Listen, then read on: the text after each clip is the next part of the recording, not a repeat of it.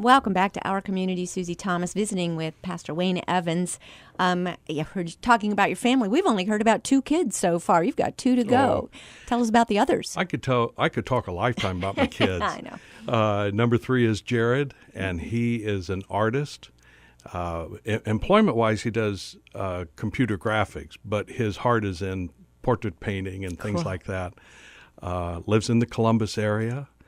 And Denise, our youngest, is married to Garrett, and Garrett is a pastor in one of the local churches here in town at 3rd Street Community, where they're trying to start an inner-city church. Yes. He's one of 5 pastors, I think it is, that they have on their staff. And his basic role is to use the ministry of sports.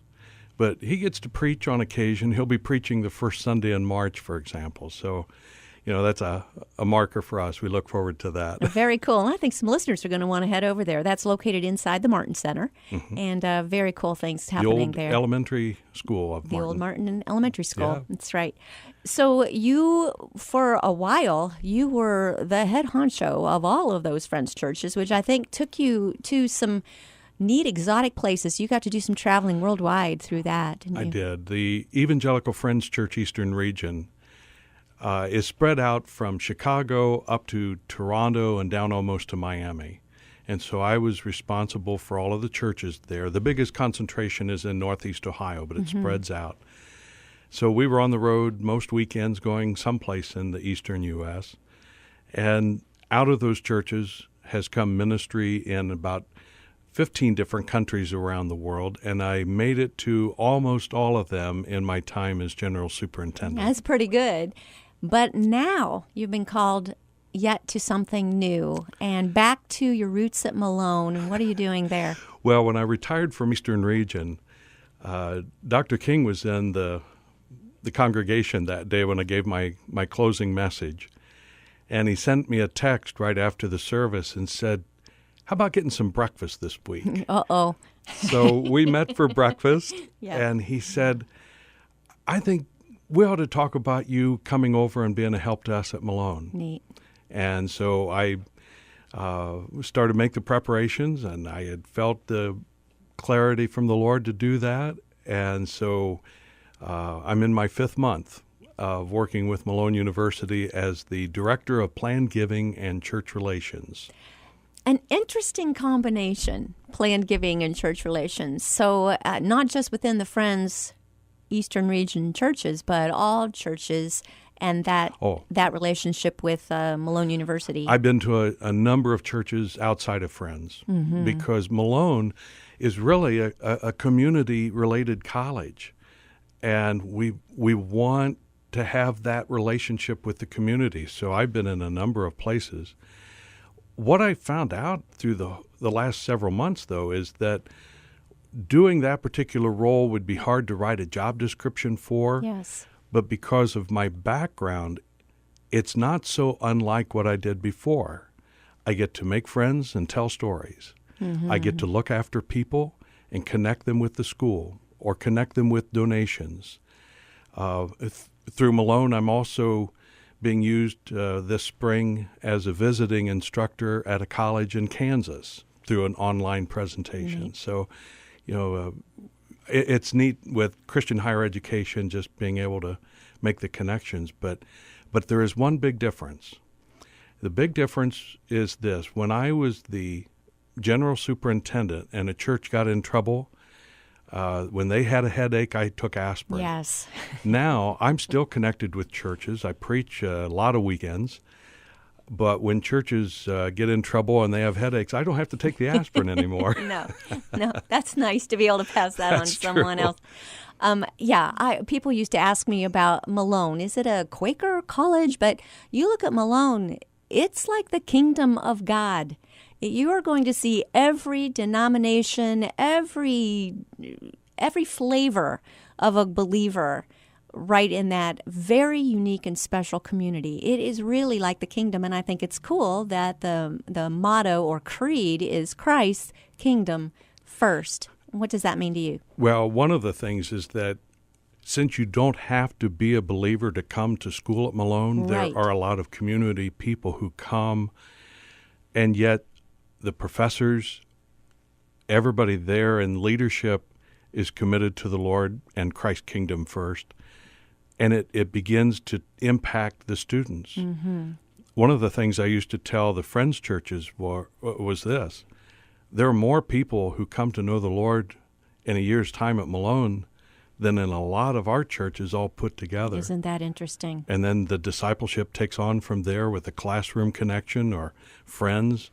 Students there are running their own chapel services and things. I mean, there's a passion there that is a privilege for me to come in from the outside and participate with and observe. It's pretty cool. I'm not an alum, but mom of 2 alums, and I know how important it was in both of their lives in those formative years. Let's talk about giving, philanthropy in general. What have you noticed as far as people's hearts and where they put their money? One of the bigger surprises I've had about that is that there are people of means, and what it means to be people of means will change a little bit from one person to another. But there are people of means who want to give. But they have 2 problems. One is which charity or institution connects with them the best. Yes. And number 2 is if they make connections there, can they trust the people that they connect with to kind of look out for them, to take care of them, protect them from being hounded, all those kind of things. And when that bridge is crossed, there's a lot of generosity. I've just been blown away by that. Mm-hmm. And because they have been impacted, they want to help others. Or they don't have children and they want to leave a legacy. Or they just in some way want to make a difference, and they know that building a bigger bank account isn't it. And so there's a lot of generosity out there. And some of the most compelling examples are from people who will never make Forbes 500. Yeah, I was just going to ask you that. There's an interesting book called Who Really Cares? And it is really outlines the fact that some of the biggest givers are very much middle class, but and live very simply, very humbly, but just have this heart for philanthropy, heart for helping others, and they're great stewards. We found that in the church, that it was the regular mom and pop people who just love the Lord, who were the most faithful and loyal in all kinds of ways, giving as well as attendance and leadership and participation and all those things. It comes back to what my experience has been since growing up, and that is when your life has been impacted by the Lord, it shapes everything. Mm-hmm. There would be fundraisers and some training that I have witnessed where people are almost taught how to twist arms the right way. Right. And I reject that. Mm-hmm. I think it's important for people to be able to respond to God's urgings. And so when God puts something in your heart, you can make a difference in Christian higher education at one place or another. When they're responding to God's call, it's not a matter of any arm twisting. It's a matter of just making connections and providing the instruments. It's an opportunity to participate in something way bigger than you'd otherwise be able to. I'm never going to be able to do much in the area of Christian education, but I can participate in this way by getting an opportunity to put some finances towards it. Talk about the importance of Christian higher education right now. Where does that fit in the scheme of things? We live in consequential times, and for that we need consequential people. We need people who are ready to do the right thing for the right reason and to give their all. And I mean that is true all through society. And yet we've had too many examples in the news of people who are in it for themselves.